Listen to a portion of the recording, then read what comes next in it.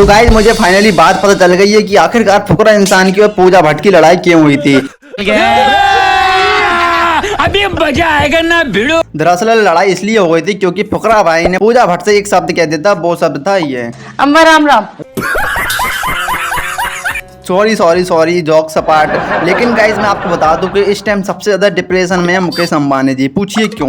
क्योंकि उस बंदे ने भाई साहब ने 2-2.5-3 लाख करोड़ रुपए लगाए जियो के लिए और फिर उससे भी उनका रेवेन्यू जनरेट नहीं हो रहा था, तो उन्होंने जियो सिनेमा को लॉन्च करा। बट अब जियो सिनेमा की हालत क्या है वो हम सबको पता ही है कि उसकी रेटिंग लगभग 1 तक पहुंच गई थी। और भाई साहब इसके पीछे का रीजन क्या था वो सबको पता है, वो है हमारे लॉर्ड पुनीत।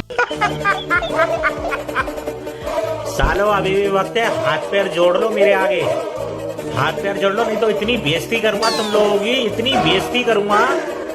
मुकेश अंबानी भी कह रहे हैं भाई साहब सब लॉर्ड और बिग बॉस की लड़ाई में हमें क्यों पहले जा रही है, और उन्हें ये रियलाइज भी होगी कि भाई साहब जब भी हमेशा थर्ड पार्टी बनोगे तो हमेशा आप पहले ही जाओगे। वैसे गाइज आपको क्या लगता है कि भाई साहब जियो सिनेमा की रेटिंग कहाँ तक जा सकती है? उधर गाइज बेबी का मतलब इस शो को देखने के बाद मुझे कंफर्म हो गया कि इसमें 2-4 तो ऐसे आ गए हैं जिनके पास दिमाग ही नहीं है।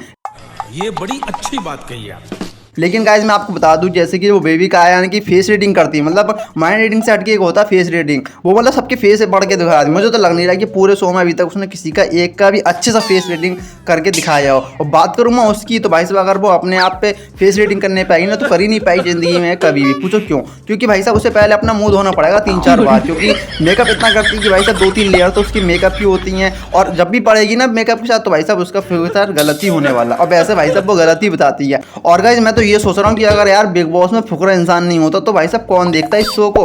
मतलब पूरे दिन आप देखोगे तो फोकस भाई साहब 2 लोगों पर रहता है, या तो फुकरा इंसान पर या तो भाई अपना सेकंड है रिया, यानी कि इन दोनों के बीच ही दिखाया जा रहा है जो भी है। अगर मैं तो सोच रहा हूँ फुकरा इंसान नहीं होता भाई साहब कौन देखता? वैसे आप लोग ईमानदारी से बताना कि आप में से कितने लोगों ने बिग बॉस OTT 1 देखा था, जिसे भाई साहब रिप्रेजेंट किसने करा था? भाई साहब इस दीदी ने, सॉरी करण जौहर ने। क्या आपको पता है कि आपने देखा था? वैसे यार इस शो को फेमस करने के पीछे के 2 ही रीजन है, पहला फुकरा इंसान, दूसरा अपने लॉर्ड। ठीक है, वैसे आप लोगों को लगता है कि भाई साहब इस शो को सबसे ज़्यादा फेमस किसने करा? वैसे मैं आपको बता दूं कि भाई साहब सलमान खान भी तो कह रहे होंगे कि भाई यार इस शो को इस जियो सिनेमा से ज़्यादा तो यूट्यूब पर किसी पर अपलोड कर देंगे, किसी यूट्यूबर के पे यानी फुकरा इंसान के चैनल पे लाइव दिखा देंगे ना, तो हमारे सबसे ज़्यादा व्यूज आ जाएंगे। और उधर जब फुकरा इंसान ने अपनी अर्निंग यानी कि अपना जो रेवेन्यू शेयर कराना ना लोगों के साथ, तो भाई साहब तुम विश्वास नहीं मानोगे सब लोगों के कान खड़े रह गए कि भाई साहब उसका घर 25 करोड़ का घर है उसके पास। मतलब जितना वहाँ पे और लोग ना उन सब के घर के हिसाब लगा लोगे ना उतना तो भाई साहब फुकरा इंसान का अकेले का घर है। वैसे गाइस आप सबसे ज़्यादा किसे चाह रहा है कौन जीते कमेंट करके बताना।